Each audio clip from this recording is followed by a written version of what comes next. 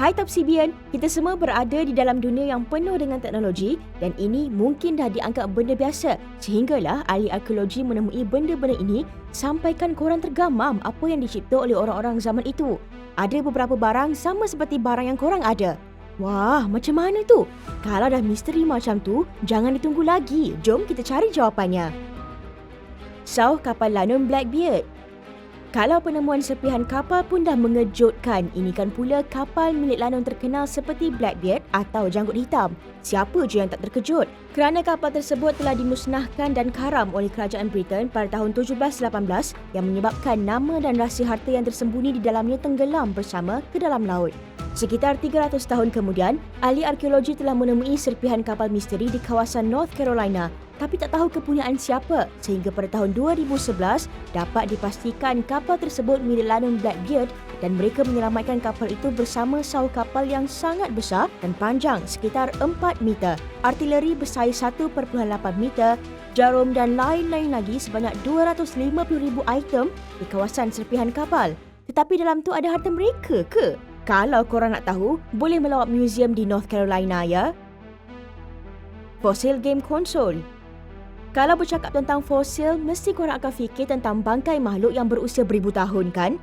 Tapi kalau game konsol, bukan tu je, ada juga game konsol Nintendo, kaset dan juga telefon. Benda canggih macam ni ada ke pada zaman purba? Tapi selepas menyamar sebagai penyelidik dan telah pun mendapat kebenaran bahawa benda ini bukan fosil dari zaman purba ban bumi, tapi ia adalah karya daripada seorang artis dari Texas yang bernama Christopher Lock yang telah membinanya dari konkrit dan bahan misteri terbaik. Dia menghasilkan bentuk dan rasa macam fosil batu yang berusia beribu tahun. Pelbagai benda yang dicipta menjadi fosil baru mungkin akan membuktikan yang ia pernah jadi teknologi yang canggih dan kemudian usang lalu tak berguna dan akan jadi fosil juga suatu hari nanti. Laptop purba. Korang tahu tak, laptop pertama dunia dihasilkan pada tahun 1981 ni je. Tapi ada orang ternampak arca Greek purba di dalam Museum The Getty di mana terdapat gambar seorang wanita bangsawan menyentuh satu objek di tangan hambanya. Ia dibina pada 100 tahun sebelum AD serta terfikir, kalau dia tengok objek tersebut nampak macam laptop yang terbuka. Malah pula ada port yang boleh masukkan wayar sampaikan 2 lubang. Weh, ke laptop memang dah ada sejak zaman dulu lagi? Tapi penyelidik memberitahu ia hanya nampak sama saja kerana objek tersebut mungkin hanya satu kotak yang dibuka dan nampak macam laptop. Ia mungkin kotak dawat untuk menulis ataupun abakus. Kalau korang pula macam mana? Jom komen dekat bawah. Kicap Roman berusia 2000 tahun. Ketelitian dalam makanan dah ada sejak zaman dahulu lagi dan boleh dibuktikan dengan penemuan kali ini dalam Pompei di mana ahli arkeologi menemui kicap dalam satu bekas seperti balang air. Dan kalau ditengok, ia telah berusia melebihi 2000 tahun. Admin tak pasti keenakan resipi kicap itu, tapi yang pasti selepas ahli penyelidik menganalisis dan mendapati kicap tersebut diperbuat daripada herba terbaik yang mempunyai rosemary, daun ketumbar, ikan ancovi dan menambah sedikit bau. Kalau dimasukkan ke dalam makanan apa-apa pun pasti lazat. Selain dari itu, mereka juga menemui kilang kicap di Ashkelon yang kelihatan seperti perigi dan gas. Ia mungkin adalah bukti cita rasa warga Roman terhadap makanan yang tidak kalah dengan budaya-budaya lainnya. Kalau korang nak tahu ia sedap seperti yang diperkatakan, mungkin korang kena cuba sendiri. Straw purba. Korang tahu tak straw mula digunakan sejak bila? Mungkin ada yang terfikir baru-baru ni je kan? Tapi ahli arkeologi telah menemui bukti yang membuatkan kita percaya yang manusia mula guna straw dah melebihi 5,000 tahun. Daripada laporan yang mengatakan semasa penggalian kubur di North Caucasus pada tahun 1987, ahli arkeologi telah menemui paip besi yang panjangnya 1 meter di mana hujungnya ada 8 lubang kecil dan 4 daripadanya diperbuat daripada emas dan perak. Pada mulanya mereka terfikir ia mungkin digunakan untuk menyokong kemah ataupun tongkat.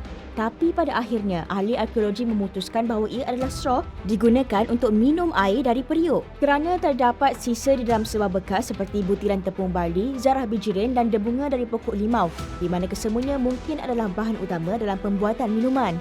Kalaulah ini kisah benar, admin rasa orang zaman dulu berpesta dengan senang hati dan tak perlu risau macam zaman sekarang.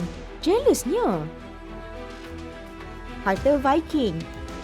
Kadang-kadang penemuan arkeologi tak perlu seseorang menjadi ahli arkeologi. Kerana kali ini seorang ahli peneroka menggunakan pengesan logam dan dengan tidak sengaja telah menemui gudang senjata dan wang kepunyaan warga Viking di Oxfordshire, termasuk duit shilling sebanyak 186 shilling, gelang, jongkong dan banyak lagi. Apa yang menarik, ia adalah shilling yang digunakan pada zaman Raja Alfred, Wessex dan Raja Ceolwulf II dari Mercia.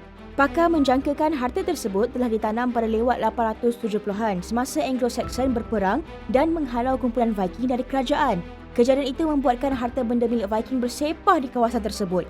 Walaupun ia bukan harta yang begitu bernilai sehingga terkeluar biji mata, tapi kalau kita lihat dari segi nilai sejarah, mungkin tak ternilai juga. Longkang hujan raksasa.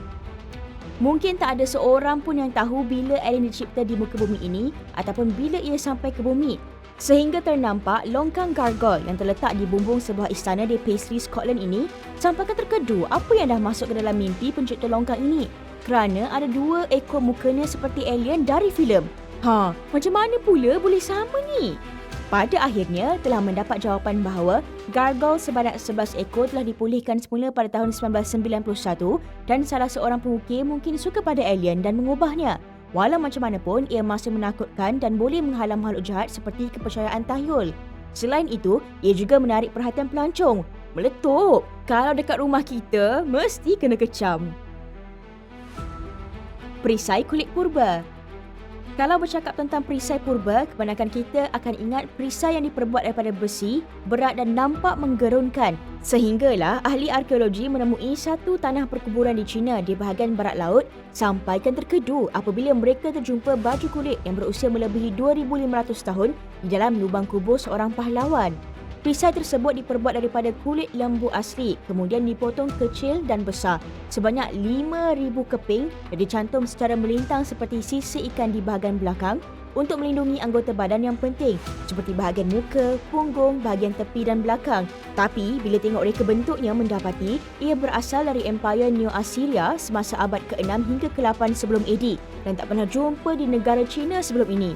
Dijangka ia mungkin dibuat di tempat lain kemudian dihantar ke China. Kalaulah betul, maksudnya transmisi teknologi barat ke timur berlaku sebelum AD lagi lah kan? Penjagaan gigi di zaman purba. Zaman sekarang ada ubat gigi, pencuci mulut, floss untuk menjaga kesihatan gigi ataupun ortodontik untuk menambah keyakinan diri. Tapi admin nak bagi tahu korang yang pada zaman purba pun ada juga penjagaan gigi seperti ini. Kalau imbas balik pada 7,000 tahun sebelum AD, ahli arkeologi telah menemui bukti penjagaan gigi di Pakistan yang dibuat oleh pakar. Selain dari itu, mereka juga menemui cara pengisian dan protesis gigi sejak dari 3,000 tahun sebelum AD di Mesir. Semua bukti ini menunjukkan bahawa penjagaan gigi ada sejak dari zaman purba lagi. Cuma alatan penjagaan gigi diorang sedikit menakutkan. Ada yang macam gerudi dan batu keras yang boleh tebuk gigi, di mana mereka menghiasi gigi dengan jet atau batu untuk kecantikan. Itu juga fashion dari zaman purba. Fashion ni juga tak kurang hebat dari zaman sekarang. Tahta emas Firaun Tutankhamun. Firaun Tutankhamun boleh dikatakan terlampau kaya raya pada zaman Mesir purba. Semua barang keperluan perlu dihias dengan meriah serta diperbuat daripada emas yang sangat cantik. Salah satu barang yang ditemui semasa menggali kubur pada tahun 1922 ialah tahta emas yang diukir daripada kayu dan disaluti dengan emas serta dihias pula dengan permata berwarna-warni. Walaupun ia telah ditanam selama 3,000 tahun, tetapi ia masih lagi bersinar macam baru dihasilkan. Selain itu, ia juga boleh bagi aura berkuasa di mana bahagian meletak tangan diukir dengan gambar ular bersayap serta mahkota di kepalanya menunjukkan kebijaksanaan dan pada bahagian kaki kerusi di atas diukir kepala singa warna emas dan hujung kaki ialah tapak kaki. Bila duduk di atas tahta, ianya seperti duduk di atas singa dan sangat sesuai dengan Firaun, orang terhebat dari Mesir. Vicus Caprarius. Musim panas macam ni mesti ramai orang yang perlu air untuk menyegarkan seperti di Bandar Rom yang ada air pancuk Trevi, sebuah tempat pelancongan yang semua orang nak pergi melawatnya. Tapi tak ramai orang yang tahu selain dari tempat itu, masih ada Vicus Caprarius iaitu tempat bersejarah yang dipanggil sebagai bandar air juga. Tempat itu ditemui pada tahun 1999 sedalam 9 meter daripada tempat menggali laluan di sepanjang saluran paip air Aqua Virgo. Bukan itu sahaja, mereka juga menemui tembikar dan wang sebanyak 800 shilling. Di bawahnya seperti bangunan yang berusia dari abad pertama dan mungkin sebagai tempat tinggal milik satu komuniti bangsa Rom. Kemudian pada abad keempat, bangunan tersebut diubah menjadi rumah agam untuk keluarga bangsawan sebelum ditinggalkan dan sebahagian darinya telah menjadi laluan air kepada air pancut di kawasan berdekatan pada zaman sekarang. Pintu automatik zaman purba. Siapa sangka pintu automatik berada di muka bumi sejak dari abad ke-10 lagi.